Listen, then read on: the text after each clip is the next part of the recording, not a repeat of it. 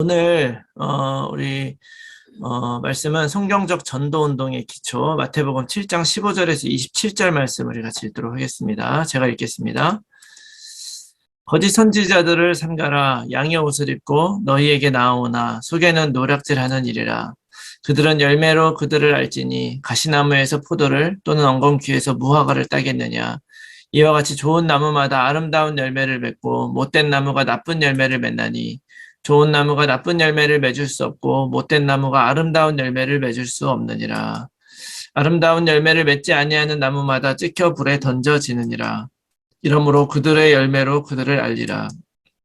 나더러 주여 주여 하는 자마다 다 천국에 들어갈 것이 아니요 다만 하늘에 계신 내 아버지의 뜻대로 행하는 자라야 들어가리라.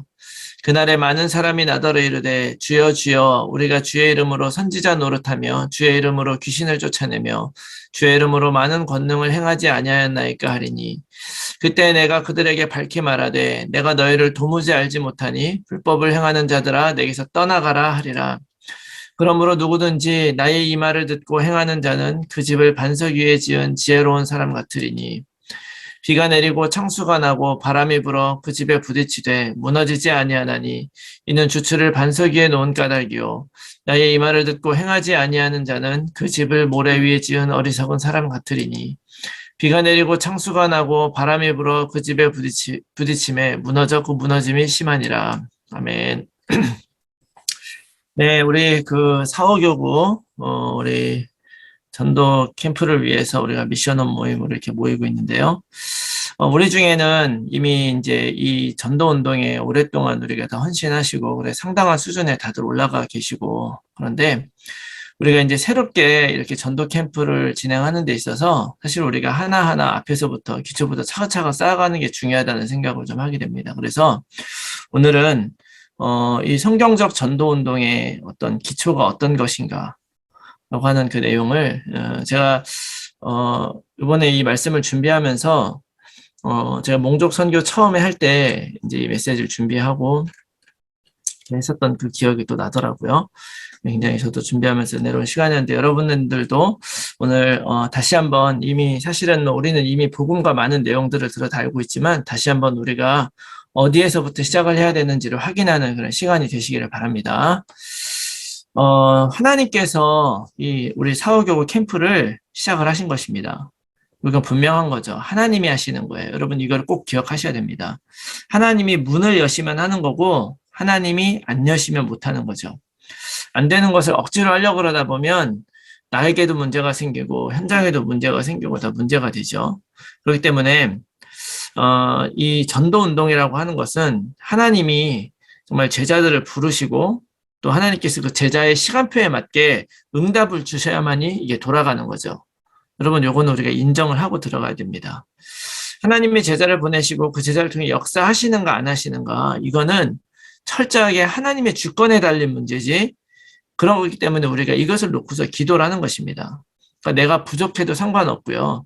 나의 어떤 조건이 필요한 것이 아닙니다. 그러니까 나를 통해서 하나님이 역사를 하시면 베드로처럼 우리도 예수 그리스도의 이름으로 큰 일을 할 수 있게 되는 거죠. 여러분 요거를 여러분 꼭 기억하시고 오늘은 저의 이야기를 조금 이제 해드리려고 그래요. 저는 이제 목사 안수를 받고 이제 다락방 안에 들어왔잖아요. 들어와서 처음에 우리 교회에 이제 그냥 출석을 했어요. 전에 다니던 교회 이제 사임을 하고 왔는데 그때만 해도 매 주일마다 오후에 그때 막 그 교회 주변에 그 전도 캠프를 매주마다 했거든요. 그거를 막 그때 시작을 했어요. 그래가지고 이제 저도 처음에 와서 좀 전도 좀 한번 해보자. 그러고서 이제 우리 교회 온 거기 때문에 열심히 잘 따라 나갔죠. 나갔는데 그때만 해도 이제 다락방에 대해서 다짜도 부를 때죠. 다짜도 부르고.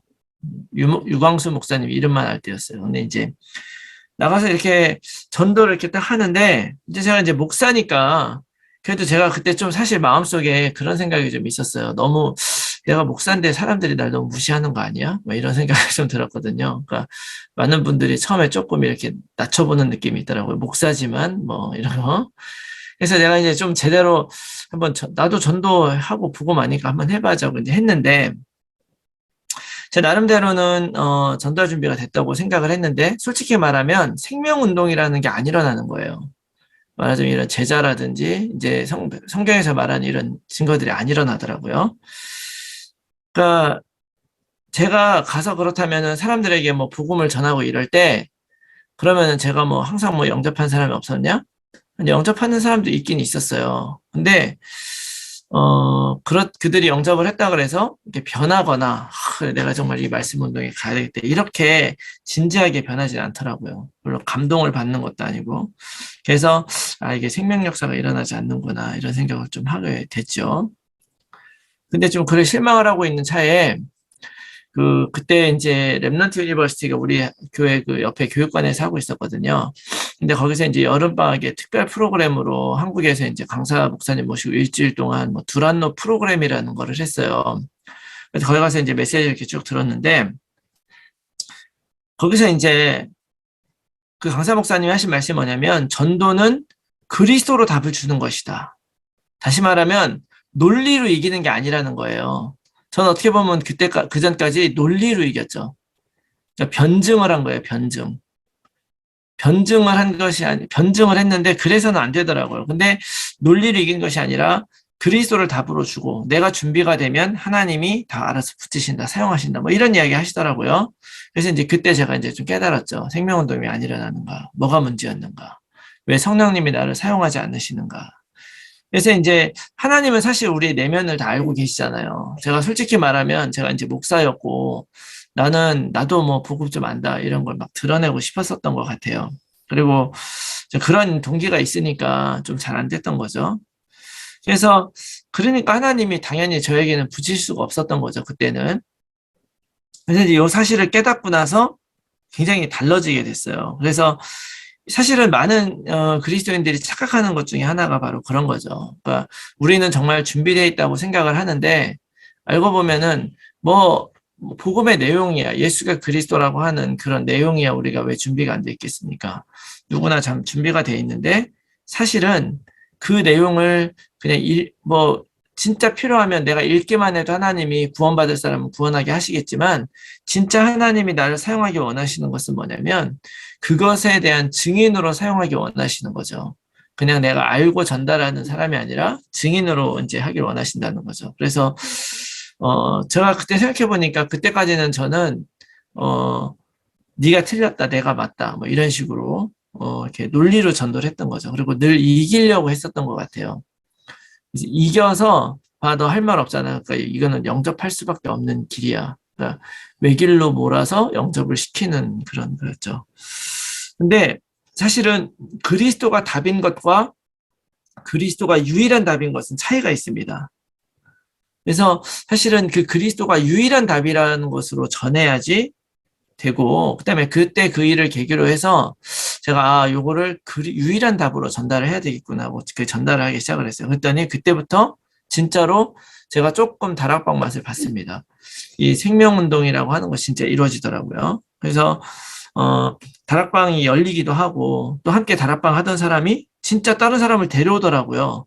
말 안 했는데 데려와요. 애프터스쿨 선생, 제가 영어배우러 갔던데 자기 학교 다른 선생이 왔는데 그 선생을 내가 이거 성경 공부하는데 같이 가자고 데리고 와요. 그리고 또 그 사람 통해서 또 그 누나와 부모님이 또 복음 받는 일도 생기고 또 그 친구들에게 또 복음을 전하는 일도 생기고 이렇게 문이 그 사람을 통해서 쭉쭉쭉 열리는 걸 제가 이제 실제로 경험을 하게 되었습니다. 그래서 그때 제가 이제 알았죠. 진짜 하나님이 사용하는 종이 돼야지 되는 거고 하나님이 사용하지 않으면 내가 아무리 큰 꿈을 꾸고 아무리 내가 많은 헌신을 하나님 앞에 드려도 사실은 껍데기구나 라는 생각을 좀 하게 됐어요. 여러분들도 그 사실을 좀 여러분들 확실하게 생각을 하시기 바랍니다. 현장에 있는 많은 사람들이 사실은 문제가 아닌 거를 문제로 많이 생각을 해요. 그러니까 뭐가 진짜 문제냐. 그러니까 하나님이 진짜 보시는 문제는 영적인 문제인데 그 문제가 아니라 육신적인 것에 매여 있죠. 그러다 보니까 답이 아닌 것을 또 답으로 붙잡고 살고 있고 그리고 문제를 잘못 봤으니까 당연히 답을 잘못 볼 수밖에 없고 또 제대로 된 답을 제대로 잡고 있지 않기 때문에 잘못된 방법을 또 사용을 하게 되고 우리가 이런 이야기 많이 들었잖아요. 그죠? 그리고 잘못된 방법으로 쓰는 것이 대부분의 이제 우리가 요즘에는 얘기 많이 하죠. 인본주의 많이 있어요. 인본주의. 그러니까 내 생각으로 다 하고 나서도 뭐 하나님이 하셨다고 이렇게 얘기하는 식으로 하고 막 이렇게 하죠. 근데 사실 우리가 인본주의 안 쓰고 정말로 불신앙을 안 하면 하나님이 하실 거 다 하시죠. 다 하시는데 우리가 왜 인본주의를 쓰고 자꾸 불신앙하고 자꾸 이렇게 넘어지느냐면 그 문제를 사실은 제대로 못 봤기 때문일 가능성이 많습니다. 그래서 제대로 받은 방법 못 쓰고 진짜 응답은 다 놓치고 응답 아닌 것을 응답으로 붙잡고 좋아하는 거죠. 요한복음 6장 말씀에 보면 예수님이 이제 오병이어의 기적을 딱 베풀고 나서 이제 바닷가를 건너갔어요. 그러니까 사람들이 굉장히 놀라서 그 예수님을 따라왔단 말이에요. 따라왔는데 예수님이 그 사람 막 따라온 사람들에게 나는 생명의 떡이다 막 이런 얘기를 하는 거예요. 그때 그 사람들이 예수님이 그 기적을 베푸는 거 보고 따라와가지고 야, 이 예수님 앞에 가니까 떡이 나오더라 밥이 나오더라 이렇게 생각을 한 거예요. 근데 자기가 생명의 떡이다 이러니까 근데 뭐라 그러냐면 저 사람이 정말 제 살을 주려고 하는 거냐 이러면서 정말 이해하기 어렵다 그러면서 떠나요. 한번 읽어보세요. 정말 제 살을 우리에게 주려느냐 막 이러면서 간단 말이죠. 응답 아닌 것을 응답으로 생각을 하는 거예요. 그러다 보니까 사람들이 결론 아닌 것을 결론으로 생각을 하고 사는 거죠. 사실은 삶을 이렇게 보면 문제 아닌 문제를 붙잡고 살면서 계속 인본주의 쓰면서 응답이 아닌 응답이 오는 걸 가지고 기뻐하면서 살아가는 게 세상 사람들의 인생입니다. 그리고 어쩌면 우리도 옛날에 그렇게 살았던 거예요. 이거를 우리가 복음의 눈으로 보지 않았다면 정말 이것이 그냥 지극히 정상적인 삶인 거예요. 그러나 사실 복음의 눈으로 보면 우리가 지극히 정상적으로 살았던 이 놀라운 삶이 사실은 정말 놀랍도록 하나님을 떠나고 엉뚱하게 살아가는 삶이었다. 그렇기 때문에 정말 우리가 전달하는 이 복음이 너무너무 중요하다는 걸 여러분 꼭 기억하시기 바랍니다. 하나님은 우리 이 캠프를 통해서 어떤 사람을 찾느냐면 정말 하나님의 소원을 이룰 우리가 오늘 말씀에도 읽었지만 정말 참 열매를 맺는 그런 전도자를 찾고 계시는 거예요. 우리가 세상 사람들 다 살아가는 그런 인생에 묶여 살지 말고 정말 하나님의 소원을 이룰 그런 참 전도자를 하나님이 찾고 계신다. 그래서 여러분들을 오늘 이 자리에 부르신 것을 여러분 꼭 믿으시기 바랍니다. 그래서 우리가 정말 이런 부르심을 받고 나온 사람이라고 한다면 우리가 진짜 눈을 떠야 됩니다. 뭐에 눈을 떠야 되냐면 유일한 문제에 눈을 떠야 돼요. 하나님을 떠난 문제죠. 창세기 3장 문제라고도 말합니다. 이걸 다른 얘기로 하면 영적 문제라고 하죠. 이 영적 문제라고 하는 건 여러분 항상 강조해도 부족함이 없어요. 왜냐하면 한번 영적 문제였다가도 또 지나고 나서 또다시 우리가 속아버리는 게 이런 영적 문제의 문제예요. 그래서 그 영적 문제라는 것은 사실은 육신적인 이유 때문에 뭐 환경이나 상황 때문에 오는 문제가 아니라는 거죠. 영적인 것 때문에 오는 문제라는 거예요. 이게 무슨 말이냐면 사단이 개입되어 있는 문제입니다. 사단이 개입된 문제. 사람이 죄를 졌고 책임을 져야 되죠. 사람이 책임을 져야 되지만 그러나 사단이라고 하는 속이는 자가 그 뒤에 있다는 거예요. 그러니까 사단은 어떻게든지 믿는 사람들을 끝까지 무너뜨리려고 해요. 왜냐하면 사람들이 정말 응답받고 영적 문제를 알고 이 문제를 뛰어넘어서 하나님의 복음 깨닫고 그대로 살기만 하면 어떻게 됩니까? 세계복음화가 되는 걸 알고 있거든요. 이 세계복음화가 되어버리면 자동적으로 자신들은 어떻게 돼요? 무적행에 갇히는 신세가 될 걸 알고 있는 거예요. 그렇기 때문에 왜 발악을 하냐면 이 전도운동을 막으려고 발악을 하는 거예요. 근데 만약에 이 사단이 발악을 하지 않고 사단이 내 인생을 건드리지 않고 평안하게 놔둔다라고 한다는 것은 왜 그러는 거예요? 그렇게 안 해도 되기 때문에 그런 거예요. 전도운동을 안 하기 때문에. 그리고 별로 안 누리기 때문에. 그리고 아무런 영향이 없기 때문에 아무것도 하지 않아요. 그러므로 사실 어떻게 보면 영적인 도전이 오고 시련이 오고 어려움이 오는 것이 오히려 우리들에게는 더 안전한 길이라는 걸 여러분 기억하시기 바랍니다. 그래서 사단이 개입되어 있는 문제가 바로 영적 문제예요. 그 배후에 죄와 저주의 문제가 있는 거죠. 잠자는 것 여러분 영적 문제입니까? 잠이 많잖아요. 그런 것을 영적 문제라고 말할 수가 없죠. 이건 영적 문제가 아니에요. 잠자는 거는. 그런데 만약에 잠자는 것 때문에 예배를 놓쳐. 그럼 이건 영적 문제죠. 정말 해야 되는 일을 하지 못하고 잠을 자면 이게 진짜 영적 문제인 거예요. 틀림없이 사단과 저주가 역사하고 있는 문제고. 그래서 진짜 그렇게 이 말씀만 들으면 졸리는 사람들이 혹시 만약에 있으시다면 여기 중에는 없으신 것 같은데요. 아무도 안 좋고 계시니까. 진짜 말씀만 들으면 좋은 것 같은 그분이 정말 이 복음을 깨닫게 되잖아요. 그러면 말씀이 들리게 됩니다. 어쩌면 여러분들 사이에도 그런 경험이 있으실지 몰라요. 말씀을 못 듣다가 듣게 되는 경우. 이게 바로 이런 거죠. 틀림없이 사단이 그 배후에 있는 거예요. 뭐 똑같은 거지만 이게 영적 문제가 될 수도 있고 안 될 수도 있는 거거든요. 그러니까 공부 같은 것도 아이들은 이제 애들이 공부 열심히 시키잖아요. 공부 열심히 해야 되는 것이 문제가 아닌데 공부에 잡혀버리면 문제가 돼버리잖아요. 성공하는 건 문제가 아닌데 성공에 잡혀버리면 문제가 되고 그렇게 잡혀버리면 사단으로 말미암아 죄와 저주로 불신앙 속에 잡혀가 버리는 거죠. 그 영적 문제죠. 창세기 3장 문제. 이 문제들 때문에 모든 문제가 다 나오기 때문에 우리가 이 문제를 근본 문제라고 이거를 보라고 얘기를 하는 거예요. 우리들은 어떤 면에서 이걸 발견하고 이걸 보라고 보내심을 받은 사람이나 마찬가지예요. 그래서 이 문제에서 우리가 얘기하는 그 6가지 불신자 상태가 다 나오는 것이죠. 그러니까 사실은 진짜 문제는 하나님을 떠난 영적 문제다. 그래서 에베소 2장 1절에 태어나면서부터 우리는 허물과제로 죽었던 그런 인생으로 태어나고 요한복음 8장 44절처럼 마귀의 그 자녀로 태어나면서부터 그렇게 자라 마귀 자녀이기 때문에 에베소 2장 2절 공중권세 잡은 자 따라갈 수밖에 없는 거예요. 그래서 불신자들이 살아가는 그런 세상에서 살아가는 방법 그대로 다 따라 사는 거죠. 기준도 불신자 기준 다 똑같습니다. 근데 더 안타까운 것은 오늘날 교회도 이 불신자 기준으로 가요. 교회 성공 기준도 세상의 성공 기준과 똑같고 그래서 똑같이 교회도 세상이랑 똑같이 교회도 움직이고 있는 게 사단이에요. 이 사단에게 속아서 우리도 똑같이 세상 기준으로 살게 되면 그 기준으로 우리가 자녀 키우고 그 기준으로 우리가 비즈니스하고 그 기준으로 우리의 시간과 모든 것들을 하게 되면 그러면 결국 히브리서 2장 14절 15절 말씀대로 평생 사단에게 종노릇하며 끌려가는 인생 살게 되는 거죠. 죽는 거 두려워서, 망하는 거 두려워서, 뒤처지는 거 두려워서 그렇게 살 수밖에 없는 거예요. 그러다 보니까 마태복음 11장 28절 말씀처럼 수고하고 무거운 짐을 지고 갈 수밖에 없는 거죠. 먹고 사느라고 일평생 세상 풍속 따라가 살아가는 거예요. 이런 기준을 가지고 우리가 어떻게 세상을 살릴 수가 있습니까? 못 살리죠. 사도행전 10장 38절에 그냥 육신 문제가 아니라 마귀에게 눌린 사람을 놓아주셨다는 거예요. 이런 육신적인 문제를 가지고 우리가 갖고 갔을 때 그 그리스도의 능력으로 뭐가 풀어졌느냐? 이 마귀에게 눌린 것들이 다 풀어지는 거죠. 그래서 사실은 우리가 드러나는 모든 문제들은 이런 영적인 배경을 가지고 와 있는 것이다. 가정 문제, 뭐 자녀 문제, 경제 문제 이런 모든 문제들은 사실 영적 문제에 시작된 거라는 거예요. 그러다 보니까 우리 인생엔 참된 안식이 없죠. 그리고 살다가 히브리서 9장 27절 한 번 죽는 거 하나님께서 정하신 것이고 구엔 심판이 있는 거죠. 이렇게 살다 죽으니까 심판이 두려워서 죽는 거 두려워하며 살아가는 거예요.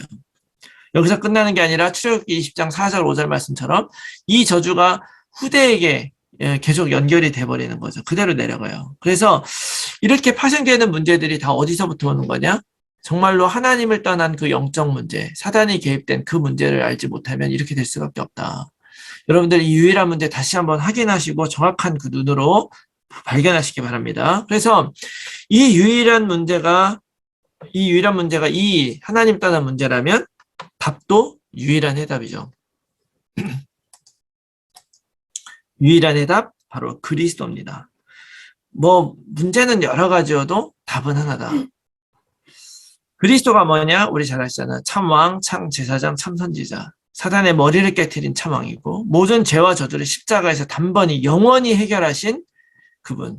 그래서 히브리서 9장 11절에 14절 단번에 성소로 영원한 성소로 들어갈 수 있도록 성소의 휘장을 그냥 갈라주시고 우리를 하나님께 나아갈 수 있게 해주신 그분이죠.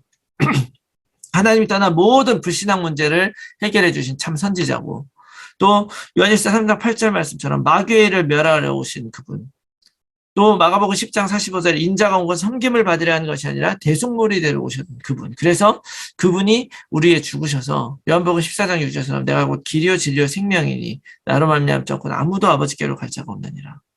이것이 바로 그리스도께서 우리를 위해서 해주신 일이잖아요. 그리고 요한복음 19장 30절에 다 이루었다라고 말씀하셨죠. 여러분 그리스도를 믿는다는 것은 무엇이냐면요.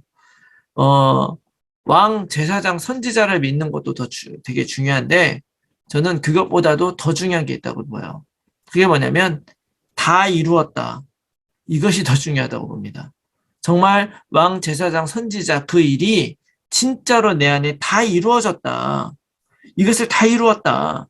다시 말하면 원인이 됐던 모든 근본 문제를 다 끝냈다. 여러분 이렇게 믿으셔야 되는 거예요. 끝낼 것이다가 아니라 끝냈다. 내가 진짜 예수를 그리스도로 믿는다는 소리는 내가 진짜 예수 그리스도 안에서 모든 것이 끝났다고 믿는 것입니다. 믿습니까? 끝났다. 끝낼 것이다가 아니에요. 끝났다. 그리스도를 믿는데도 아직 뭔가 안 끝났다고 생각하는 것은 다시 말하면 이게 앞으로는 끝날 거야. 아직은 나에게 있어. 라고 하는 것 자체가 사실 어떻게 보면 예수님 안 믿는 거라고도 말할 수 있어요. 예수님을 그냥 내 죄 용서해 주신 분 정도로 믿는 거지 다 끝났다고 믿는 것이 아니에요. 그러면 사실은 우리가 어떻게 이렇게 믿을 수 있습니까? 지금 여전히 우리 삶에는 많은 문제가 많은데 내 문제가 많은데 예수 때문에 다 끝났다 이렇게 믿는 것이 진짜 예수를 그리스도로 믿는 것이라는 걸 여러분 꼭 기억하시기 바랍니다. 예수를 믿어서 천국 가는 정도로 믿는다면 그건 예수를 그리스도로 믿는 것이 아니죠. 진짜 다 끝났다고 믿는 거예요. 다 끝내놓고 이 땅에 사는 동안 불신자 상태의 근원이 된 그 하나님 떠난 문제를 다 끝내놓고 우리와 함께 하시는 거예요.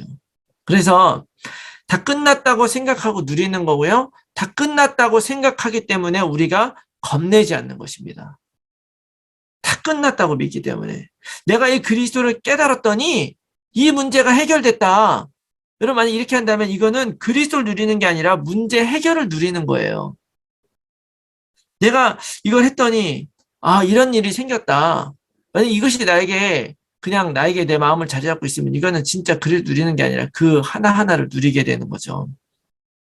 응답 아닌 것을 응답으로 생각하는 거죠. 자, 우리가 정말로 이 그리스도가 내 인생의 모든 것을 끝냈다고 내가 믿으면 그런 사람들은 어떤 사람이 되냐?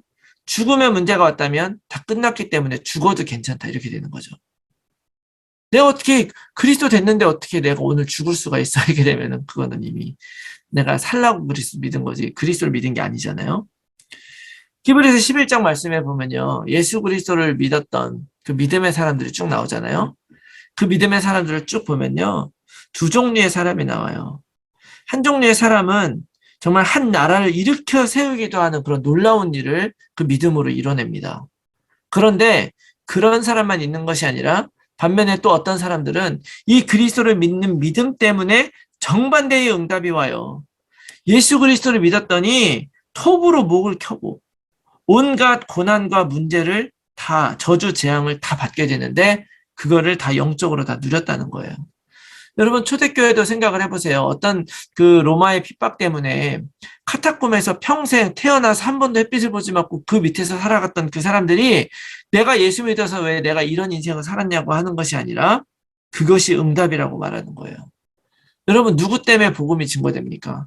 어떻게 보면 뭐 엄청난 성공으로 정치 경제 움직이는 그 사람 통해서 복음 증거되는 게 아니에요. 진짜 복음 증거되는 건 어떤 거냐?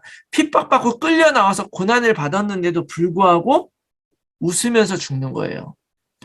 두 번, 세 번 안 죽어서 세 번, 네 번 해가지고 죽였는데도 불구하고 그거를 두려움 없이 그 길을 걸어갔던 순교자들을 통해서 사람들이 알게 되는 거죠. 그 비밀이 과연 무엇이냐? 무엇이 정말 그 사람들에게 그렇게 중요하냐? 이게 바로 응답인 것입니다. 다 끝난 거.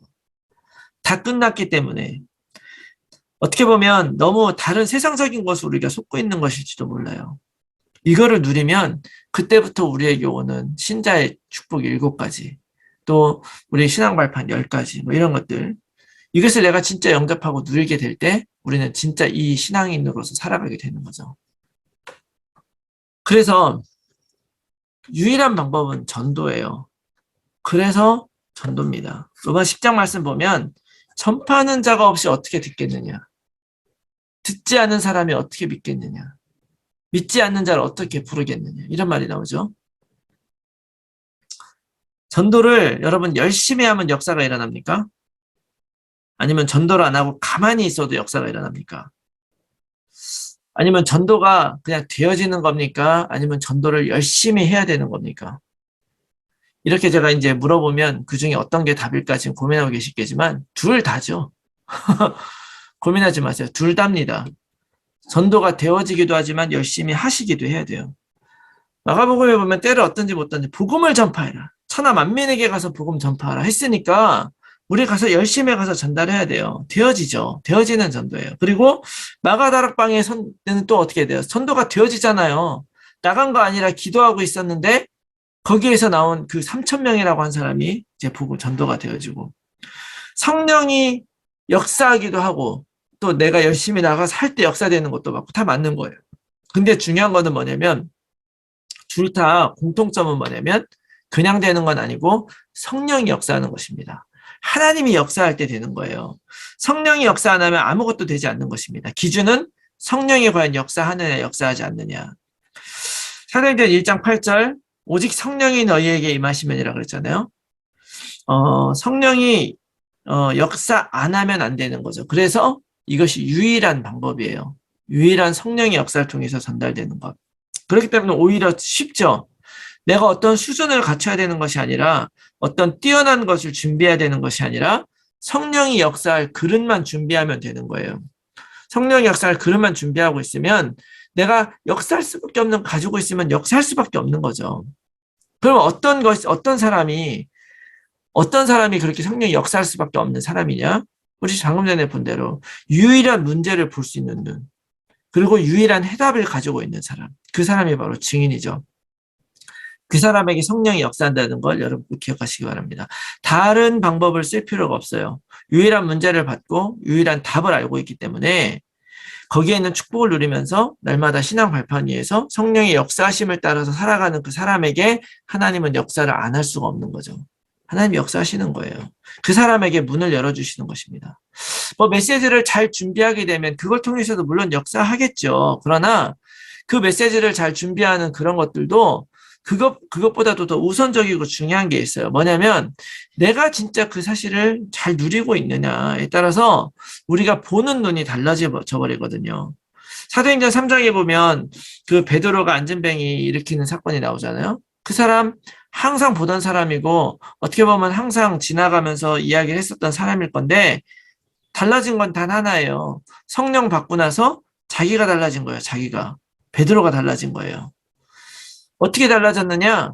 그전에는 내 힘으로 내가 무엇인가 해보려고 하는 그런 사람이었지만 이제 그게 아니라 성령님이 내 안에 들어서 성령님이 하게 만드는 일을 하게 하시는 거죠. 이게 굉장히 중요한 것입니다.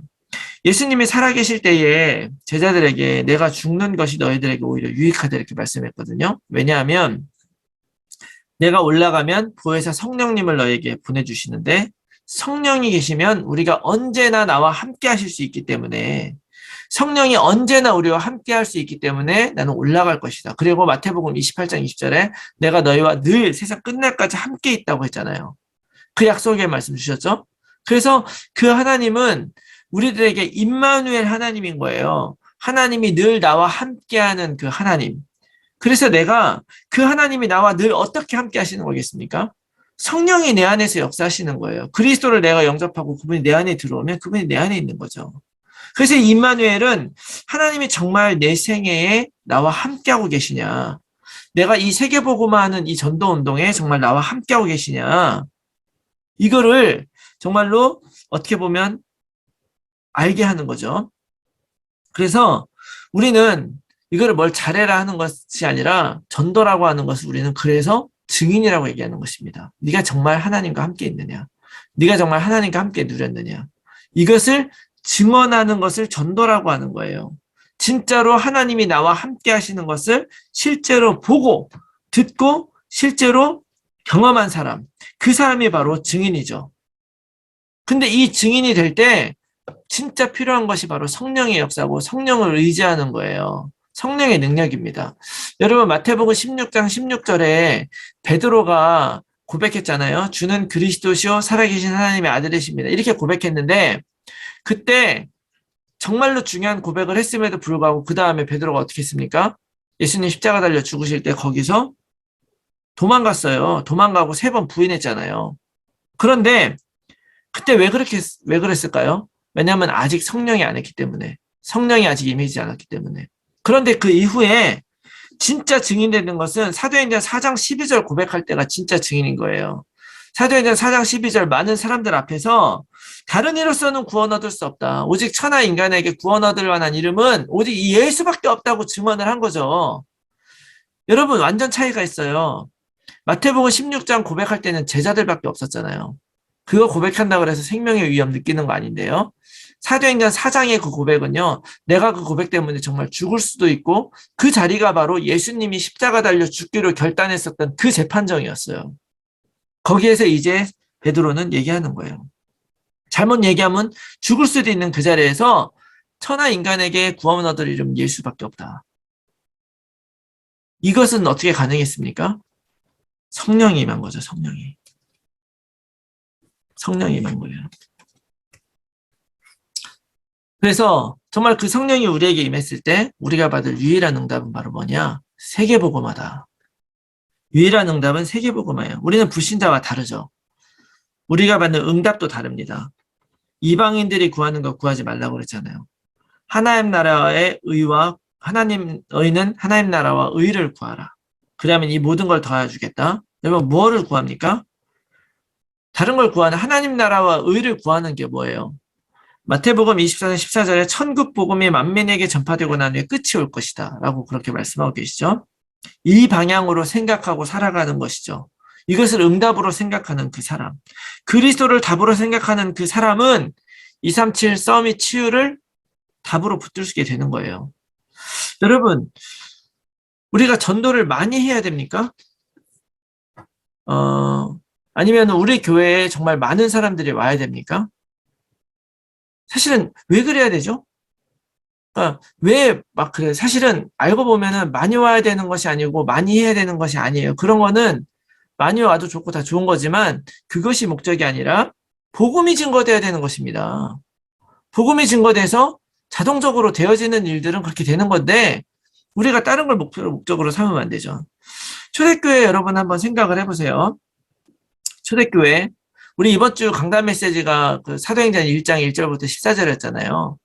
제가 따로 강단 메시지 앞에 요약 안 해드린 이유가 요 내용이 그대로 나와서 그래요. 사도행전 1장 1절부터 보면 예수 그리스도 1장 3절 하나님의 나라, 1장 8절 성령 충만, 1장 14절 오직 기도 이렇게 그 네 가지 다 중요한 것이 다 그리스도 하나로 통한다 그러셨잖아요. 다 그리스도 하나로 되는 거다. 여러분 잘 생각해 보세요. 그때 그 하나님 나라라고 하는 것, 그 나라의 그 메시지를 들었던 감람산에 모였던 사람들, 그 사람들이 나중에 그때 거기에 몇 명 모여 있었는지 아시죠? 500명 모여 있었습니다. 500명 모여 있었는데 그 중에 마가다락방으로 이동한 사람이 몇 명이에요? 120명. 그럼 그 120명은 어떤 사람들이었냐면요.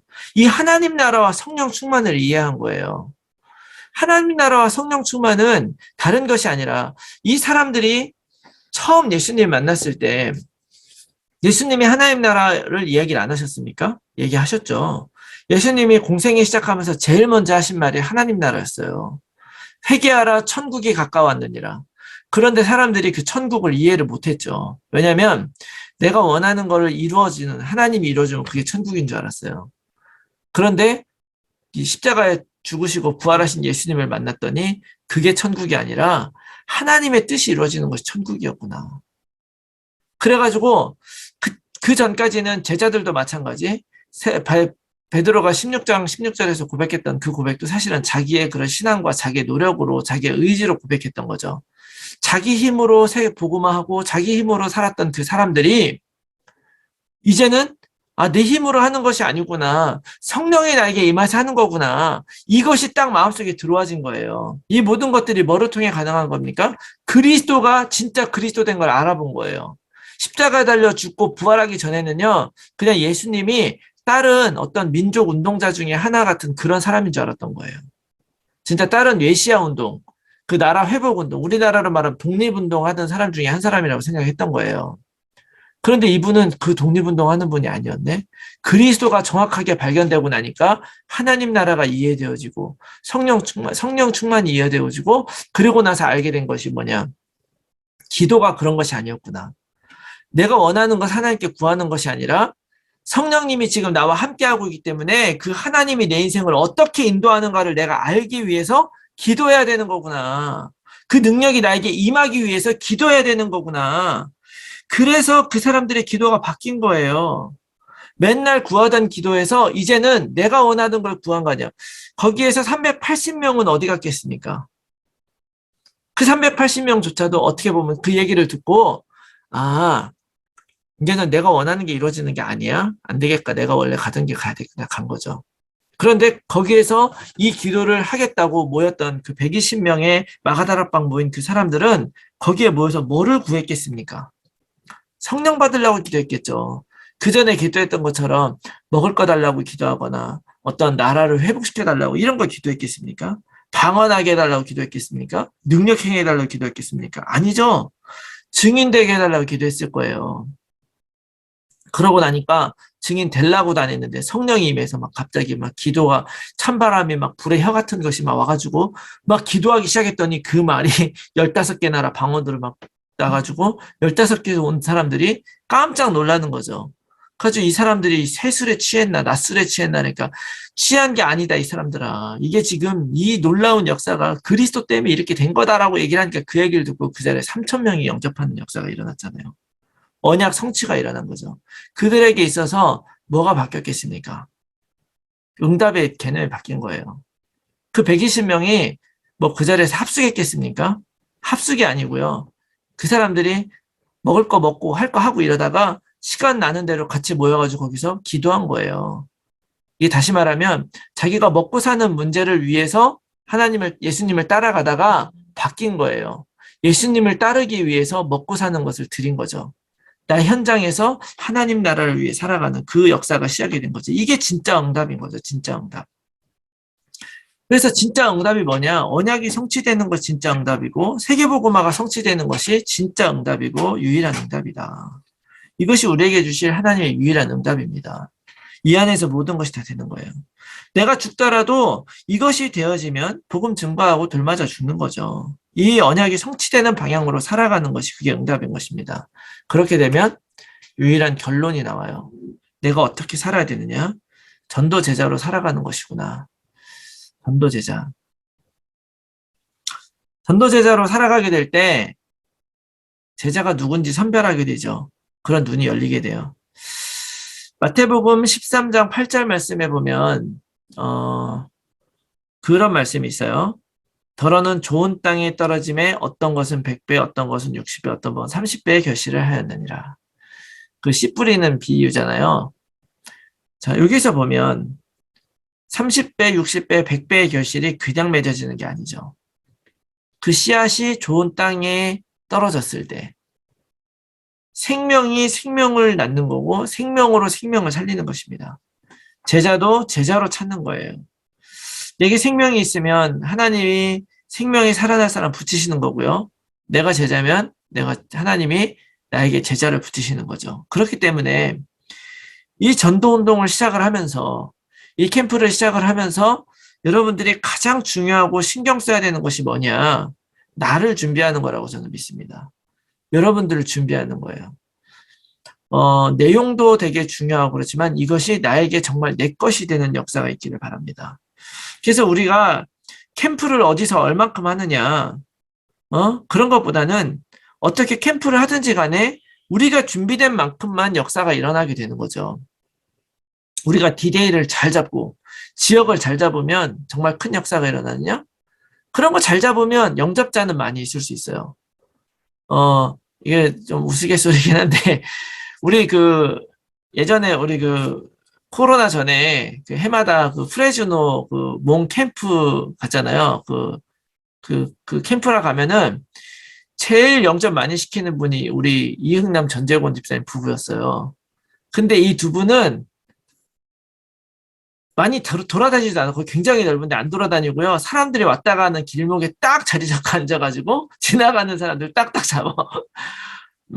항상 한 15명에서 한 25명 이상 이렇게 영접을 시켰던 것 같아요. 불과 한 서너 시간 동안에. 그렇게 할 수도 있죠. 그러나 지금 우리가 하려는, 그것도 굉장히 중요한 거예요. 큰 씨앗을 뿌렸는데, 우리가 하려는 것은 이제 그렇게 해도 할 수 있지만, 진짜 이제는 나의 전도를 찾자는 거잖아요. 중요한 거는 나한테 답이 다 있는 것입니다. 그래서 내가 만약에 안 되고 나에게서 어떤 그런 것이 좀 안 되는 것이 있으면 아무리 해도 역사가 안 일어날 것 같아요. 여러분들 꼭 그거 생각하시고 진짜 나의 체질과 나의 전도를 다시 한번 새롭게 하는 그런 시간으로 삼으셨으면 좋겠습니다. 이 수요 미션홈을. 그래서 사도행전 20장 24절에 사도 바울이 이제 이렇게 고백을, 내가 달려갈 길과 주 예수께 받은 사명 곧 이 하나님의 은혜 복음을 증언하는 일을 마치려 하면은 나의 생명조차도 조금도 귀한 것으로 여기지 아니하노라. 나의 생명도 귀한 것으로 여기지 아니할 만한 그런 일, 그런 달려갈 길이 과연 나에게 있는가?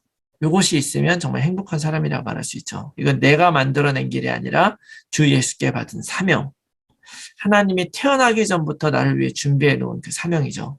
그것을 찾은 사람이 진짜 행복한 사람인 걸 꼭 기억하시기 바랍니다. 사도 바울은 이걸 찾아낸 거죠.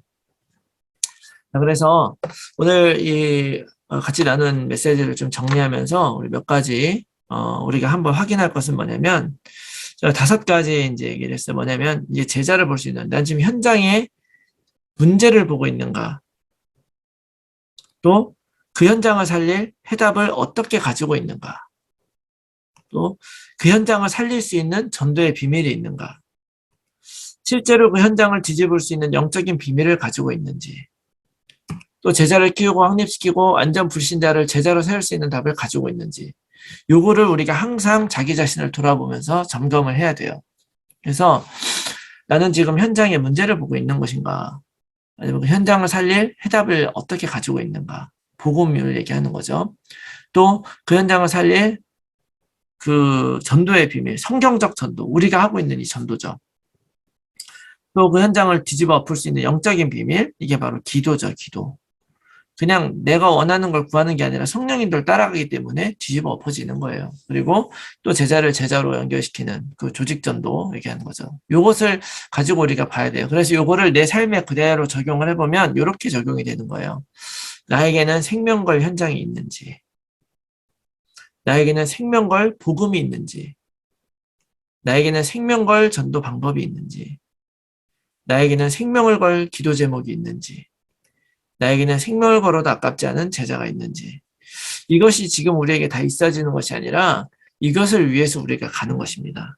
그래서 이 현장에 이런 지속적인 답을 주기 위해서 있는 것이 이 5가지 기초죠. 5가지 기초. 우리가 말하는 5가지 기초 뭡니까?